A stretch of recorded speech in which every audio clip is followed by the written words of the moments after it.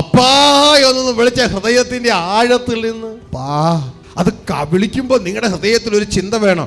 എൻ്റെ ജനനത്തിന്റെ കാരണം ആരാ?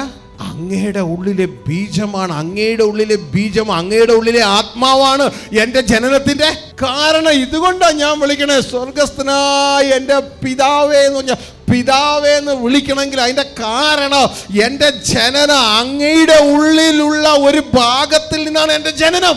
അങ്ങാണ് എൻ്റെ പിതൃത്വത്തിന്റെ കാരണം. എൻ്റെ ജനനത്തിന്റെ കാരണം അങ്ങാണ്. അതുകൊണ്ടാണ് ഞാൻ അങ്ങേ അപ്പ എന്ന് വിളിക്കണേ. അല്ലെങ്കിൽ ചേട്ടാന്നും അങ്കളെന്നും യജമാനെന്ന് വിളിച്ചേനെ. അങ്കിളെ എന്താ അങ്കിളെന്ന് വിളിച്ച അപ്പാന്ന് വിളിച്ചൂടെ? അല്ല, അങ്ങയുടെ ഉള്ളിലെ ബീജത്തിൽ നിന്നല്ല എൻ്റെ ജനനം. ചേട്ടാ അങ്ങയുടെ ഉള്ളിലെ ബീജത്തിൽ നിന്നല്ല എൻ്റെ ജനനം. അതുകൊണ്ടാണ് ചേട്ടാന്ന് വിളിച്ചേ. അപ്പ എന്ന് വിളിക്കുമ്പോൾ അങ്ങയുടെ ഉള്ളിലെ ബീജത്തിൽ നിന്നാണ്, ദൈവവുമായിട്ട് ബന്ധപ്പെട്ട അങ്ങയുടെ ഉള്ളിലെ ആത്മാവിൽ നിന്നാണ് എൻ്റെ ജനനം. ഇതകത്ത് കണ്ടുകൊണ്ട് വേണം അപ്പാ എന്ന് വിളിക്കാൻ.